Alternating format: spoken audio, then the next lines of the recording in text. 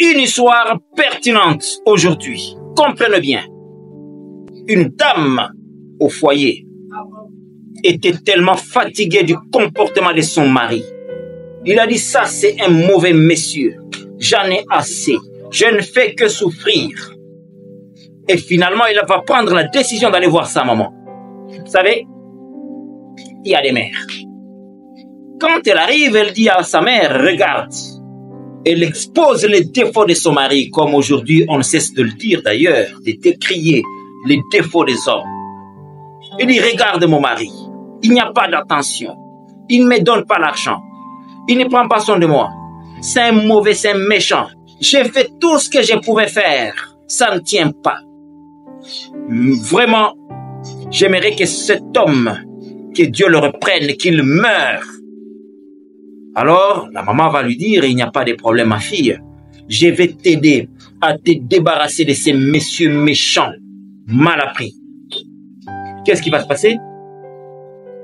La maman va dire à la fille, j'ai une poudre que je vais te remettre, qui va agir en ayant 30 jours dans l'organisme de ton mari. Mais, il y a quelques préalables, parce que on risque de te soupçonner. Et la fille qui était attentive devait entendre ce que sa maman devait lui dire. Vous savez, premier élément, la maman lui avait dit, tu dois faire la paix avec lui pour que les gens ne puissent pas soupçonner quand il va mourir. Parce que c'est une opération de 30 jours seulement. Il va mourir et tu vas redevenir libre, ma fille. Fais la paix avec lui pour camoufler la tension de l'environnement, de la société. La fille a dit, il n'y a pas de problème. Deuxième élément, la mère lui a dit, sois attirante, fais-toi belle.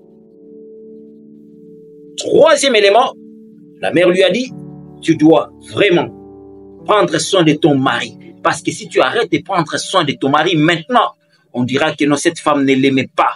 Elle doit être derrière le coup par rapport à la mort de son mari. Sois gentille et reconnaissante. Quatrième élément, la mère lui a dit, mais tu dois être patiente, tu dois être aimante, tu dois être moins jalouse, éviter des piquets de crise, de jalousie, parce que tu dis que ton mari aime tellement des copines, il aime les femmes, il sort en désordre. Et aussi, tu dois apprendre à dépenser de ton argent pour lui. Même si lui refuse de te donner son argent, toi, dépense ton argent pour lui. Comme ça, la société ne comprendra pas. On dira que tu étais correct. Et puis, il faut éviter d'élever la voix contre lui. Tu dois vraiment éviter. Et puis, tu dois encourager la paix. Tu dois encourager l'amour. Tu dois vraiment te soucier de lui. Et la société va le remarquer. Ça va te sauver. Alors, la fille, ayant compris cela, elle a dit, maman, il n'y a pas de problème. Je vais respecter tout ce que tu viens de me dire. Mon mari va mourir. Je suis fatigué de lui et je préférerais qu'il meure même aujourd'hui. Mais comme tu dis que ça doit prendre 30 jours, il n'y a pas de problème. Ok, mission accomplie. La maman va devoir prendre la poudre et remettre à sa jeune fille. La fille est partie. Elle a pris la poudre et l'a placée dans le repas du mari. Ce dernier arriva à la maison, il a mangé, il ne savait rien.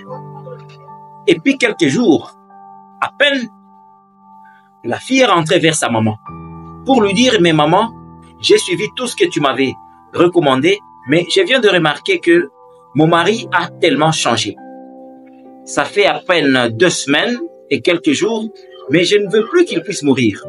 La maman va dire à sa fille, mais qu'est-ce qui ne va pas? Il dit non, il a vraiment changé. Il est devenu gentil, intentionné et finalement, je l'adore. Maman fait quelque chose qui ne puisse pas mourir. Sa mère lui a dit, il n'y a pas de problème, ma fille. Je voulais régler l'affaire, mais je devais d'abord commencer par traiter ma fille que tu es. Tu es venu disant que c'est un mauvais monsieur, un méchant, mais je devais d'abord vérifier d'où venait le mal. Mais là, je viens de réaliser que le mal venait de toi, ma fille. Pourquoi? Parce que, avec le changement de ton comportement, ton mari, prétendu méchant, vient de changer. Donc, ma fille, tu dois comprendre que les hommes ne sont pas vraiment méchants. Mais notre façon d'entrer en relation avec eux détermine clairement leurs réponses et même les sentiments que les hommes ont envers nous. Femmes, si vous pouvez vraiment montrer du respect, du dévouement, de l'amour et de l'attention à vos maris, si vous pouviez vous montrer engagé envers vos maris, ce mari-là serait disposé pour vous à 100%. Comprenez bien cela. C'est votre serviteur, Ben Alain Kitenge. Merci et à la prochaine.